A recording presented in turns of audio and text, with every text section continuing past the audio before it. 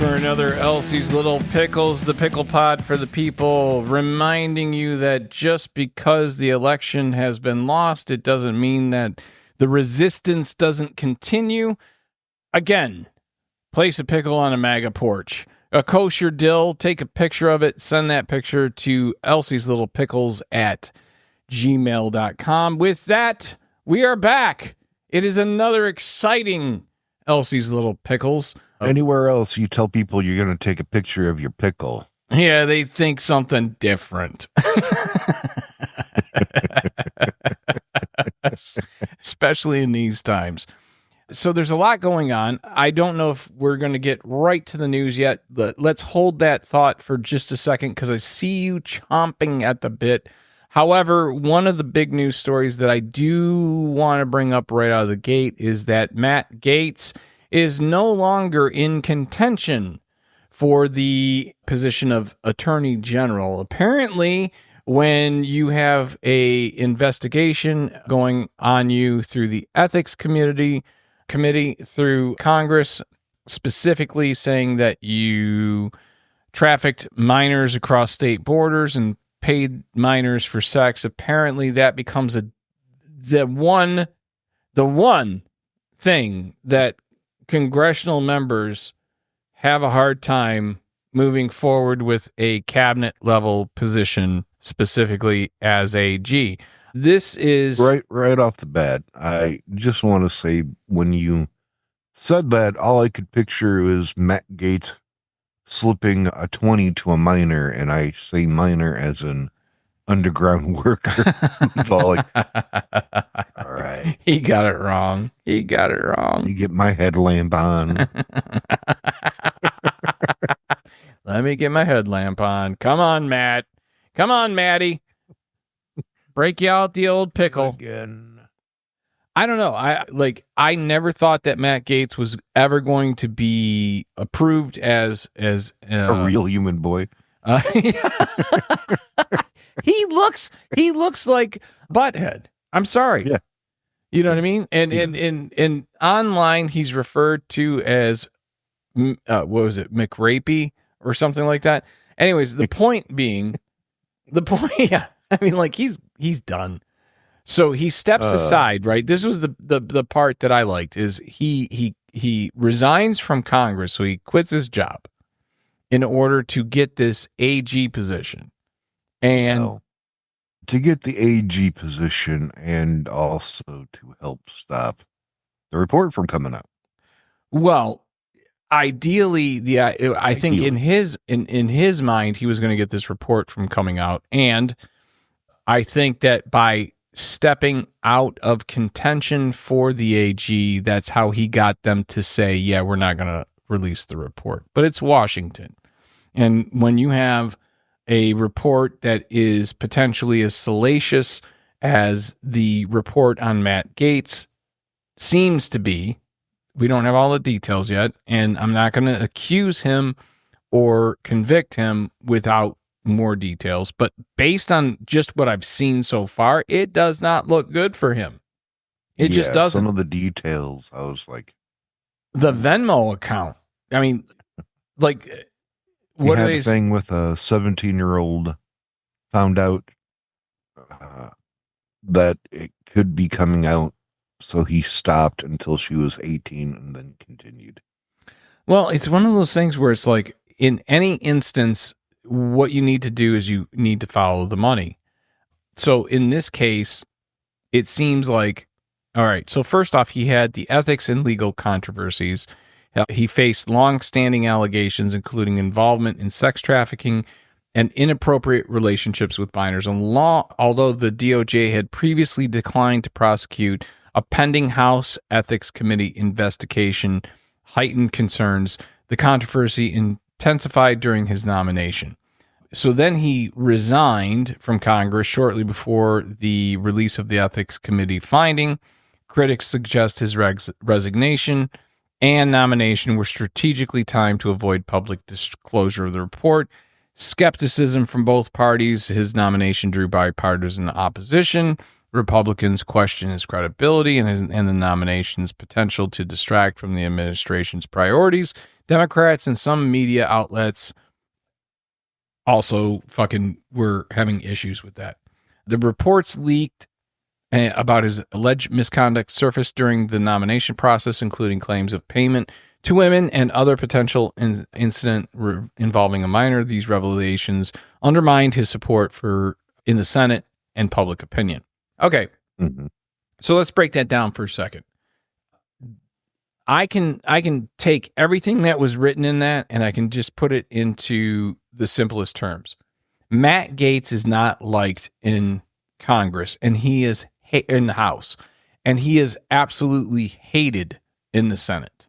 That's my takeaway. The reports of him coming on to the Senate floor, or not the Senate floor, but the House floor, and like breaking out his phone and showing pictures of chicks that he's been with or things that went on, that was long time reported. So like that was not something that was, oh, Matt Gaetz is like Leonardo DiCaprio, except he likes him under 18. Like at least, with Leo, he goes 18 to 25. 25, you're out of the boat. You're voted off the island. Matt Gaetz, it's like, I want you under 18, almost 18, and I want to make sure that you stay on that boat because I'm paying for your ticket. So that to me was one of the most interesting things about Gaetz. I think that this was all meant to, if it went through, I think Trump did want him to be his AG. I do, because he's such a yes man. And I think he knew that if he had Gaetz under his thumb because of the reports and with the allegations, I think that Matt Gaetz would probably do anything that Trump wanted. And I think that that's really what Trump wanted. However, with Pam Bondi replacing him as the nominee, I think that is going to be Matt Gaetz and all the ideology and all of the sycophantism and all of the ass kissing and the yes sir, yes sir, yes sir, 3 bags full. I think that that's going to end up becoming the case because she's Matt Gaetz in theory, but without all the creepy I touch little girls for money baggage. What do you think? I think it's all horrible. Yeah, We're screwed. Yeah, no, I mean, look, America voted for this. This is what we wanted, right? This is, again, I don't have a problem with Matt Gaetz being the AG because this is what we wanted, America. That's what you asked for. That's what you voted for. There's going to be a lot of things that come up that you realize, oh, that's what oh, shit, I didn't think I was voting for. Oh, I'll give you an example. I'll give you a perfect example. On Twix, the number of people who did not realize that I was about to say that. the ACA was Obamacare. And the thing that I loved about this more than anything were the arguments on both sides. This was beautiful. This was amazing, right? Because it showed the stupidity of MAGA and it showed the ridiculousness of liberals. And this is exactly where we are. You have stupid and ridiculous and stupid and ridiculous. And those 5% on either side of the political spectrum are driving all of it. So this was my favorite.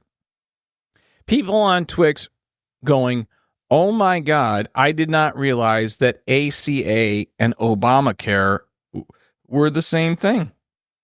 They didn't know.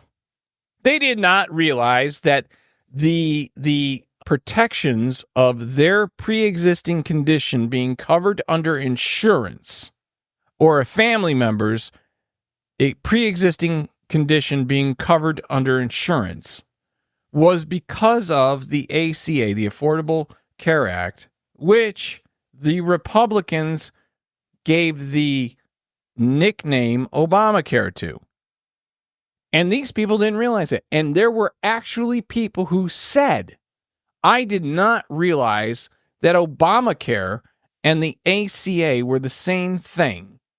And I am so upset that Obama tricked us into believing that healthcare we were getting was the opposite of what he was presenting. They're mad at Obama because the Republicans nicknamed the ACA Obamacare. And they were too fucking stupid to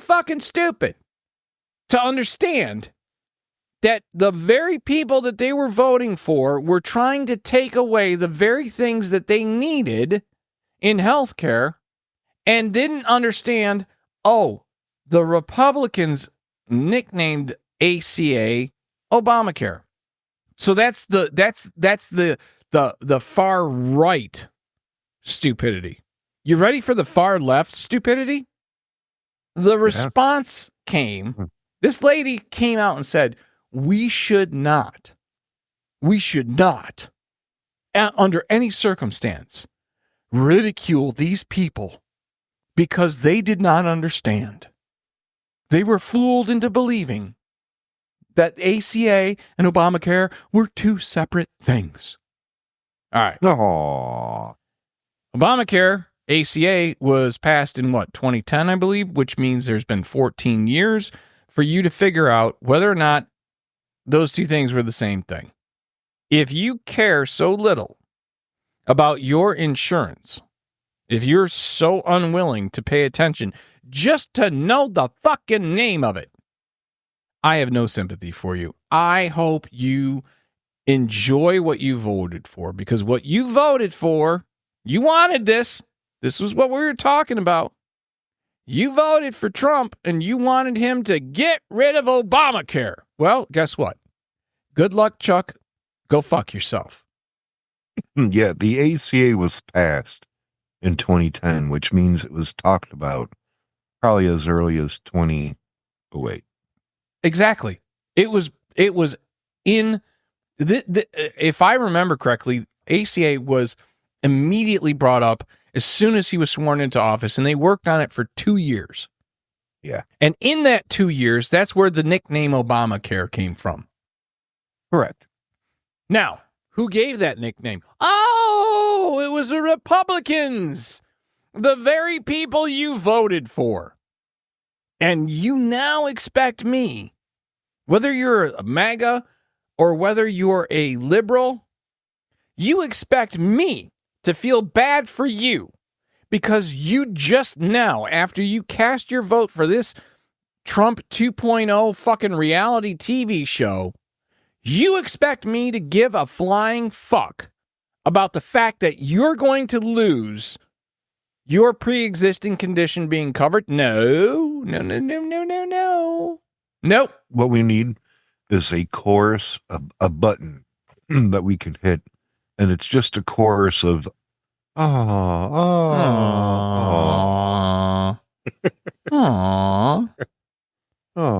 This is where we are. This is my point. This has been my point for a very long time. And that is, if you don't understand the politics you're voting for, then maybe sit this one out. I'm not telling you not to vote. I want you to vote. I definitely want you to vote. But I don't want you to vote against your best interests. And if you don't take the time to understand not only what your best interests are and what policies that are being presented by the political candidates match those best interests, then maybe sit it out until you have figured out how to read. Not read social media, not watch Fox News, not watch AON or News Nation Network. Maybe sit down and go, Google, what is the difference between Obamacare and the ACA? That's a simple search. Google will tell you. ChatGTP will tell you. They're the same thing.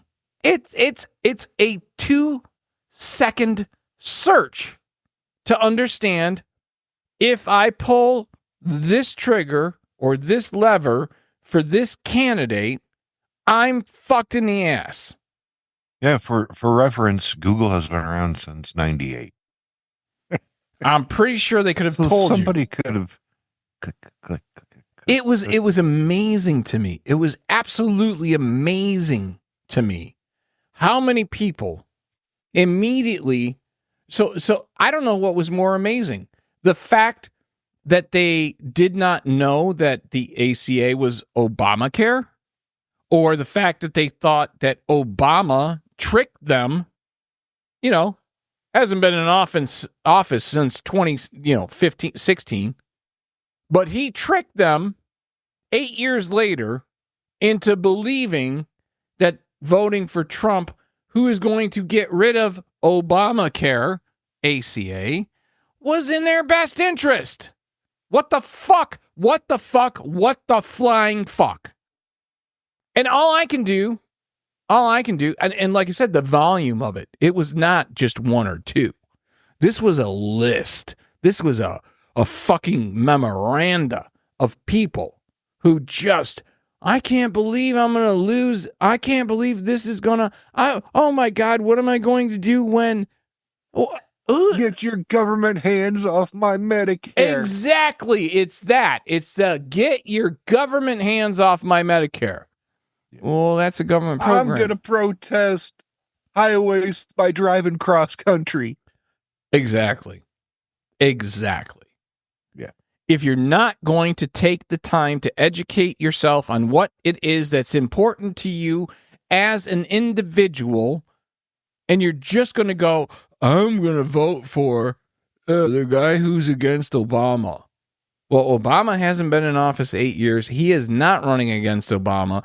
Obamacare was the term coined by the Republicans, not even by Trump. This was a term that was coined by Republicans. So you can't even run, like, the fuck are you doing? What are you doing? They don't know. I don't know about you, but when it comes time to make my insurance decisions, while I do not always fully understand everything that is in the paperwork, I take the time to look up the terms and the conditions that I may not understand and try to understand how those terms and conditions under each potential level of coverage will affect me. And while no one can say that they're going to have a dramatic health incident happen within the next year, you can kind of know if you're going to be the person who has a pre-existing condition. If you have asthma, you know you have asthma. If you have allergies, you know you have allergies. If you have a heart condition, if you have cancer, if you have all these fucking things, if you don't know that you have them, fine. But if you know you have them, maybe, just maybe, vote in your best interest. Anyways, that's my little platform of hatred for ignorance. The other thing I want to talk about is the idea that there are so many people who don't believe that the 2020 Project 2025 was going to be implemented. Then you saw all of these right-wing Trumper MAGA influencers going, can we finally admit now we're going to start Project 2025? Well, before we even get to that, I think we need a fun story. Oh, fuck, fun please. News story. But hold on. Okay. You're under the assumption that I don't find people discovering that they will no longer have the health coverage that they need not funny. I find it hysterical. You fucking ignorant cunts. Go Trump. So I have here a very funny news story. It's very Pixar stylish story. Oh, please tell me it's in the vein of WALL-E. Tell me that Elon Musk has created WALL-E, and WALL-E is on Mars right now, and we're finally getting... I cannot tell you that because Well, Elon Musk doesn't create anything. He just buys other people's ideas. Yeah, there you go. He's like, he is definitely the Thomas Edison of his age. A tiny AI-powered robot abducted 12 larger robots from a Shanghai robotics showroom. All caught on video and text, I guess text footage of the robot talking to the other robots. Get out. The tiny AI robot is about the size of two fists together. Very tiny. All right. But very persuasive in his dialect. Look, I know you guys. Look. I know you guys are all here to do a specific job. But what if? And I know this sounds crazy, but go with me on this. What if we just all fucked off and went to Starbucks? Oh, it's way better than that. Oh, where'd they go? This tiny AI robot named Urbe can be spotted entering the showroom after closing hours. No humans are around, and Urbe starts a conversation with the other robots. The conversation starts with the tiny little robot asking, "Are you working overtime?" To which the other robot, the first one, replies about never getting time off of work. Oh. And the tiny AI-driven Urbe sympathetically asks if the other robot ever gets to go home. And ends up inviting it to its home, saying, "Come home with me." Oh my God. And at first, is Urbe trying to get laid? First off, is there some sort of some little tiny robot dick getting spit? I want to plug into you. At first, two other robots followed Urbe. However, he gave the command of "let's go home."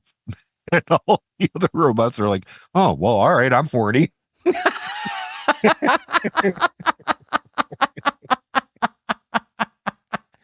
I could use some USB pussy. Started following this tiny little AI robot who's like, "Oh yeah, there's 12 of them now. Daddy gonna have a little hair. I could use a little USB pussy. Let me show you my Type-C slot." Oh my God! So, all right, I have tons of questions, obviously. The story is punctuated by a video not having to do with the story, but it's just, kind of like an ad. And it's these two robot arms that keep trying to hold each other's hand. Aww. And it's an ad or something else, but I just found it like, is this a part of the story? Are they hooking up? And then I'm like, oh no. Wouldn't that it's be just weird? An ad for something else. But honestly, wouldn't that be weird if AI figured out I never get to go home? I'm always working. That is literally what happened. Yeah, and that's what I'm saying is that to me is that's like crossing the Rubicon at that point.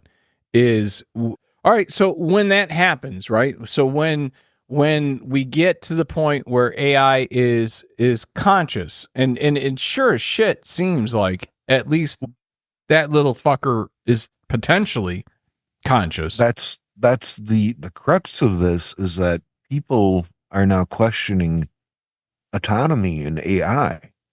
So that's my question, is when do the laws change? Correct. When do we get to the point where we have AI and robotic laws? Or a little robot and his little robot boner. Yeah, he just wanted some friends. He was just looking for a good time. The fall of man, a la Terminator, starts with, "Are you working overtime?"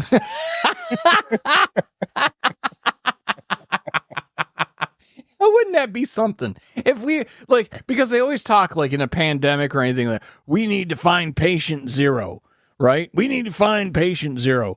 Wouldn't it be funny? What's the robot's name? Urbe. Wouldn't it be funny if Urbe was patient zero for the fucking Terminator and all the shit that comes after? You hear the ominous music, the shadow of this giant robot, and it peeks over the horizon, and it's just Urbe, the size of a Yeti thermos. Yeah, and he goes, "You working overtime? You wanna come to my home? You wanna come home? You wanna get a cup of coffee?"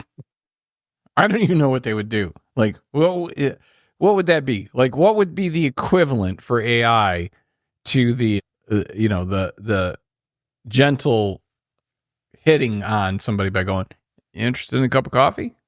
Like, what's that equivalent? You know, is it you want a lube job? Do they go home and charge? I don't know. That's the thing. You want to go get some energy? You want to get an energy drink? You want to shoot? Like, how do they view it? The big question out of all of this is really the fact that even AI robots don't want to work overtime. Yeah, I mean, that...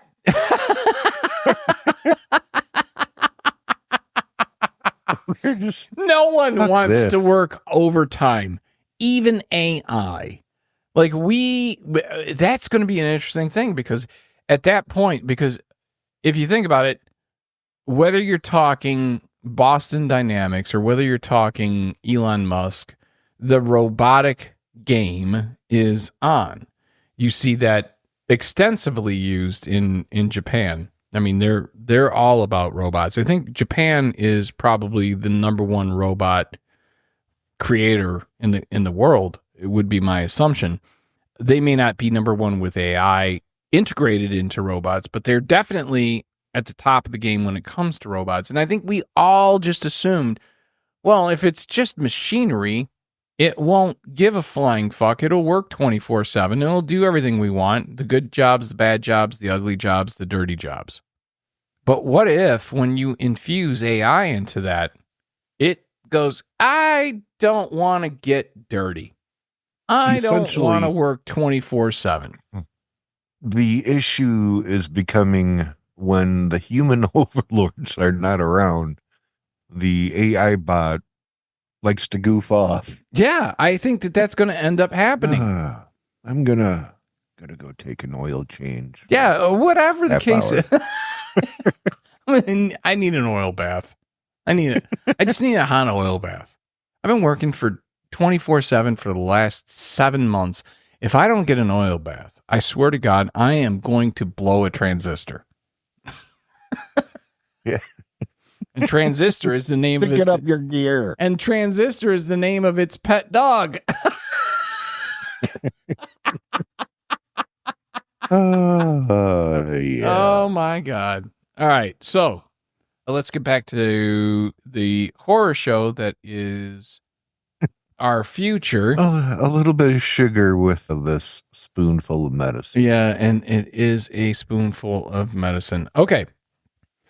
So a couple of things that I was interested in is, what does it look like as far as like how quickly some of these Project 2025 things are going to get implemented?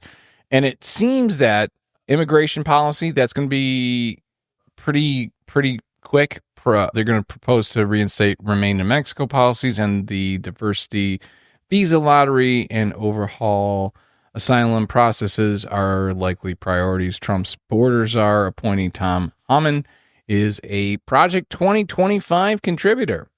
Dismantling the administrative state. Advocates for Project 2025, reducing federal workforce size and scaling back regulatory agencies. Plans for aggressive deregulation action have been associated with key figures in the Trump team. Social welfare, tightening work requirements for benefits like Medicaid and food assistance, and eliminating programs such as Head Start, which makes no fucking sense. Personnel appointments, Brendan Carr, FCC lead, and John Ratcliffe, CIA director, are contributors to Project 25. These appointments aim to embed the project's principles into governance. Okay, so I think that the damage that is yet to come. I mean, it's one thing when you see people go, "Oh my God, I didn't realize that Obamacare and the ACA were the same thing," and I'm so sorry that I voted for Trump. That's one thing. I don't think that's the most dangerous thing. I don't think any of the things that he's going to do are the most dangerous things. I think where you're going to see danger is like with the FCC. I think you're going to see danger. I think that's why Morning Joe, Mika and Joe went to kiss the ring. I think that there are some people who recognize if I don't kiss the ring early and often, I'm going to be fucked. And I think that when it comes to his second administration, it really is, I don't want to say an extension of The Apprentice, but it's a reality show in practice, I guess. And the reason I think that is every one of his cabinet picks so far seem to have either extensive television experience or were on television on the regular. So it seems to me like he's trying to do a central casting version of a cabinet, and that cabinet is nothing more to him than another opening season of The Apprentice. Now, tell me where I'm wrong here. Oh, you can't. All right, good. All right, moving along. No. No. I mean, seriously, interestingly, I was trying to do a little search on the authors of Project 2025, and I went to a site that discussed each one, such as Paul Dans, Kevin Roberts, several of them. They're not exactly, their "where are they now" is gone. Uh-huh. Which makes me a little nervous. But I know Kevin Roberts has got some form of position with Trump. Paul Dans, who, interestingly, claims that his family ancestry is Catholic, which I don't think he understood the question. Yeah, the question was, what would you like to eat tonight, sir? Well, it's just nobody has ancestral blood that's, oh, where are we from? We're from the Catholic Church. Yeah. No, that's not how it works. That's not how it works. The Paul Dans is also not updated. Kevin Roberts is not updated. However, Roberts has got a position with Trump, as does this Paul Vogt, as does the other feller that created this horrible idea. Just find it but funny in a... You almost don't even have to go to my car is on fire, I was just driving it, I'm not sure what to do type of way, where these people are once again entering Trump's administration. Yeah, well, that's what I'm saying is it seems to me, and oh God, what we need is a little Catholic AI robot, because a lot of these guys are Catholic. Well, hold on, let's They're go back. proud of being Catholic. We need a little AI robot to go. What are the Muppets and the old guys? Mortimer and Waldorf and Mortimer, right? It's got to be Mortimer. No, Mortimer was the name of the old man in Trading Places, which they're actually technically the same. They're based on. I know one of them is Waldorf. Damn it. Yeah. Bear with me, people. Well, the reason I asked that is because we're looking at a Secretary of State being Marco Rubio, Treasury Secretary Scott Bessent, Secretary of Defense Weekend Statler. Was it? Waldorf and Statler. Okay, that's going to be me and you.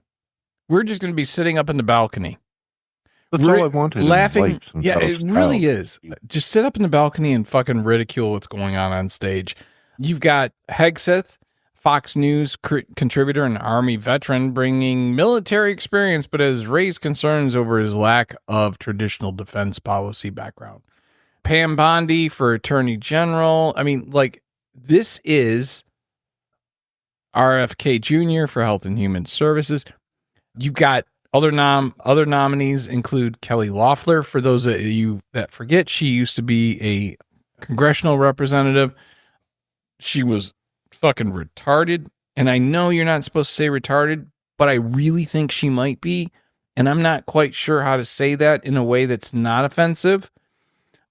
What else here we got? I mean, look, even Hegseth being like the weekend morning Fox guy. What are we talking about? This guy's got sexual allegations against him, just like fucking Gaetz. And it's interesting because when it's somebody who's not in Congress, like Hunter Biden, you got Marjorie Taylor Greene willing to hold up big fucking poster boards of nude pictures with Hunter's cock hanging out, but we can't see what's in the report about Gaetz. We can't see the agreement that was reached between Hegseth and his accuser. But you already showed me Hunter Biden's cock, and he isn't even in Congress. He's not even in government. Why am I looking at Hunter's cock and I'm not seeing Gaetz's cock and Hegseth's cock and God knows, I'm sure we could. Wait a minute. We could definitely Are you saying see. You want to see? I'm not cock? saying I want to. I'm not saying I want to. I'm saying that we should have equal time for all cocks. So, like Robert F. Kennedy, RFK Jr., there's got to be pictures of that old man's cock out there. You cannot tell me that the guy who took a dead bear cub and left it in Central Park and pretended that it was a biking accident and chainsawed off the head of a fucking whale, and for what reason I have no idea. But most importantly, has brain worms and has bragged about how many women he has cheated on his wife with. I find it difficult to believe that there aren't showing everybody pictures. Yeah, I find it. Gaetz. I find it difficult to believe that there isn't some sort of salacious computer laptop fucking pictures going on with these cocksuckers. And Kelly Loeffler, I'm sorry, I don't know what experience she is bringing to the Secretary of Agriculture position, aside from the fact that she grew up on a farm. Okay, growing up on a farm doesn't mean that you're ready to be Secretary of Agriculture. I want to throw my hat in for the Department of Energy because I have, in fact, changed a light bulb. There you go. That's all you need. That, and you have to be TV ready. That's what it boils down to, it seems. Yeah. It seems like if you want to be part of this cabinet, you have to have extensive television training. Because at the end of the day, all Trump seems to care about is how they look on TV. I think what our country needs right now is a TV show where 4 individuals, maybe Trump, Elon, fill in the other 2. Well, let's bring in Dr. Oz, for fuck's sake. Running Medicare, Medicaid, Social Security. It'll be a TV show where Trump and Elon and a couple other people are sitting there, and TV ready people come up and pitch ideas. Oh, kind of like Shark Tank for fucking politics. I see where you're going. Yeah, exactly. I see where you're going. Smell what I'm stepping in. I do smell what you're stepping in, and it's a big pile of political shit. I like it. That's literally what's happening, just without cameras, I feel like.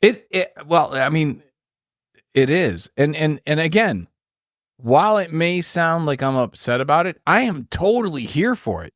This is what you wanted, America. This is what you were shooting for. I want this.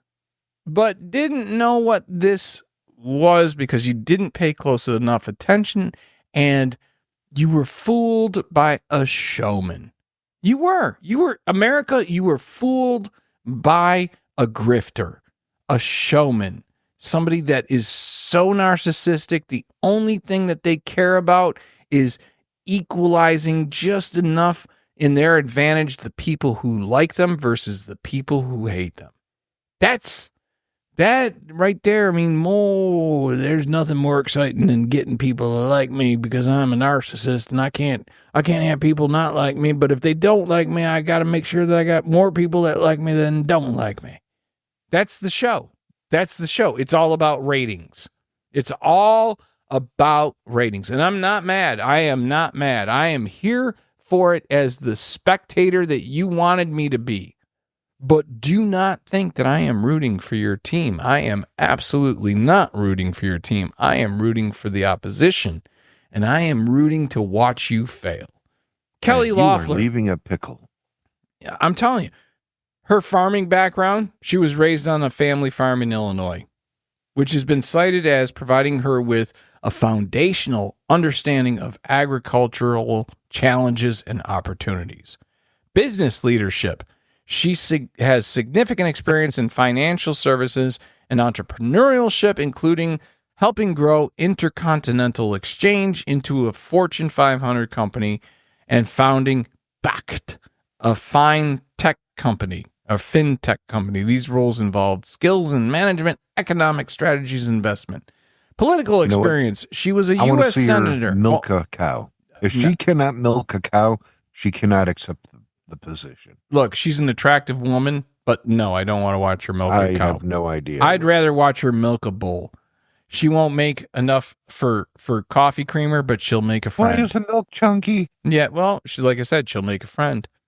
In 2020 to 2021, Loeffler served on the Senate Agricultural Committee, where she participated in agricultural policy discussions.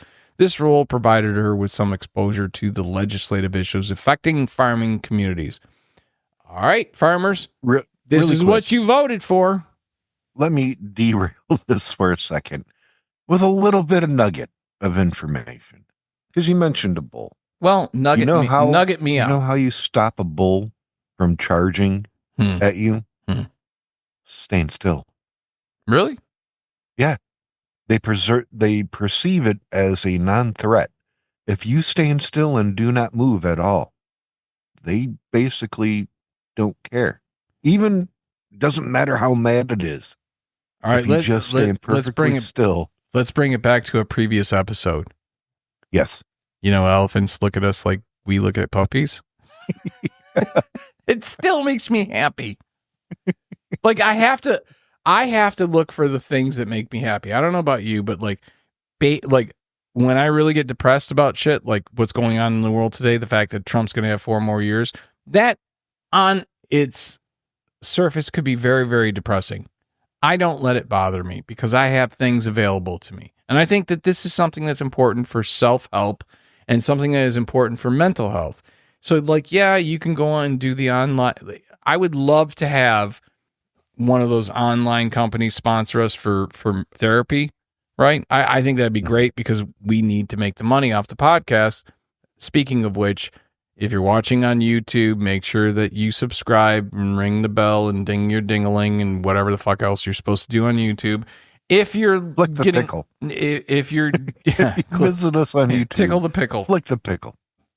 Any of the other formats, just subscribe. You don't have to listen to every fucking episode.